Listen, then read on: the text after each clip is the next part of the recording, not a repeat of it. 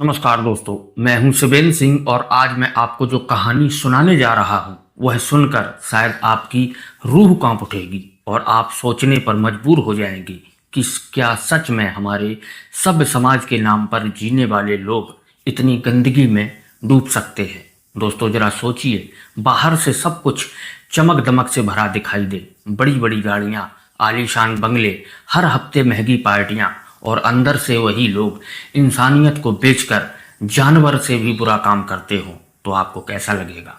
यही कहानी है दिल्ली एनसीआर के एक पॉश इलाके की, जहां लखनऊ से आई एक साधारण लड़की आर्या की शादी 7 साल पहले एक बड़े कारोबारी परिवार में हुई। शुरू में उसे लगा कि उसकी जिंदगी किसी राजकुमारी से कम नहीं होगी।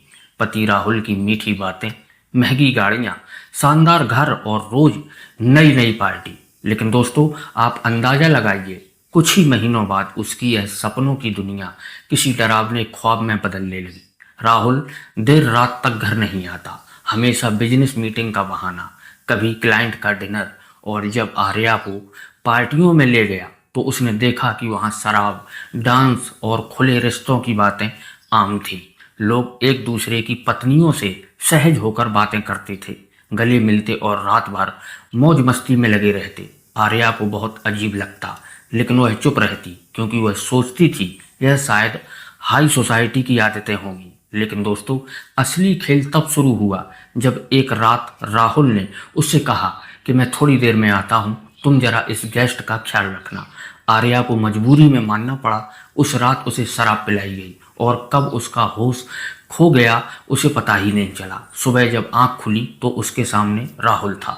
वह रोते हुए बोली, मेरे साथ गलत हुआ है। लेकिन दोस्तों जरा सोचिए, राहुल ने हंसते हुए कहा, तुम्हारे साथ कुछ गलत नहीं हुआ, सब मेरी मौजूदगी में हुआ है, तुम बस नशे में थी।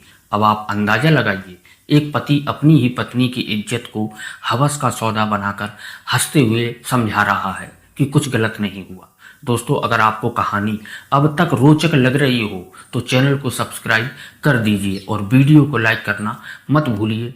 दोस्तों धीरे धीरे आर्या को समझ आ गया कि यह कोई इत्तेफाक नहीं है बल्कि एक संगठित खेल है। राहुल और उसके दोस्तों का एक सीक्रेट ग्रुप था जिसमें कई हाई प्रोफाइल लोग शामिल थे और उनका मकसद था अपनी पत्नियों को एक दूसरे के साथ साझा करना और इसे आधुनिकता का नाम देना। दोस्तों सोचिए, जहां शादी को पवित्र बंधन माना जाता है वहीं इन लोगों के लिए वह सिर्फ एक सौदा था। समय के साथ आर्या को मजबूर होकर इस गंदगी में धकेला गया। उसे हर पार्टी में अलग अलग लोगों के साथ कमरे में भेजा जाता। वह रोती रहती, विरोध करती, लेकिन राहुल कहता, अगर तुम्हें हमारे साथ रहना है तो यही नियम अपनाना पड़ेगा। दोस्तों अब आप अंदाजा लगाइए, एक औरत की आत्मा किस हद तक टूटती होगी जब उसका अपना पति ही उसे बेच रहा हो। 3 साल तक आर्या यह सब सहती रही, लेकिन उसने हार नहीं मानी।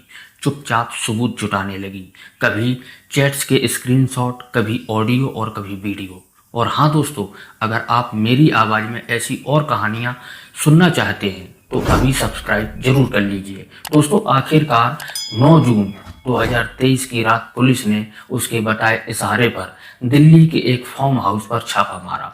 दोस्तों जरा सोचिए, जब पुलिस ने वहां अलग अलग कमरों से 15-16 बड़े लोगों और उनकी पत्नियों को रंगे हाथ पकड़ा तो यह नज़ारा देखकर पुलिस भी हैरान रह गई। यह कोई साधारण पार्टी नहीं थी बल्कि औरतों की इज्जत की खरीद फरोख्त जैसी थी। जांच में पता चला कि इस ग्रुप में लगभग 200 से ज्यादा हाई प्रोफाइल कपल शामिल हैं, जिनमें कारोबारी, अफसर, डॉक्टर और यहाँ तक कि मीडिया वाले भी थे। जब यह खबर मीडिया में आई तो पूरे इलाके में भूचाल आ गया। लोग हक्के बक्के रह गए कि जिनको समाज का आदर्श माना जाता था वही लोग इतनी गंदगी में डूबे हुए थे।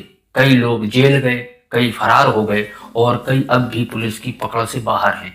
लेकिन दोस्तों आर्या ने हिम्मत दिखाकर सबके सामने कहा कि मैंने सालों तक यह सब कुछ सहा, लेकिन अब औरतों की इज्जत के लिए लड़ना चाहती हूँ। दोस्तों अगर आप आर्या की हिम्मत को सलाम करना चाहते हैं तो इस वीडियो को लाइक और शेयर जरूर कीजिए। दोस्तों जरा सोचिए, अगर आर्या चुप रहती तो शायद यह गंदगी और भी बढ़ जाती। इस कहानी से हमें यही सीख मिलती है कि पैसा, नशा और हवस इंसान को जानवर बना देता है और जब इंसान अपनी ही पत्नी की इज्जत का सौदा कर दे तो समझ लेना कि सभ्य समाज का चेहरा सिर्फ नकली है। असली सभ्यता वही है जहां औरत को सम्मान और सुरक्षा मिले।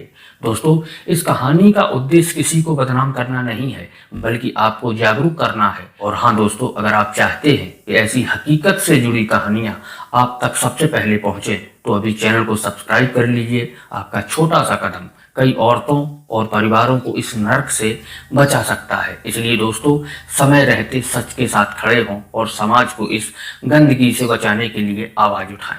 मिलते हैं अगले वीडियो में, तब तक के लिए जय हिंद, जय भारत, नमस्कार।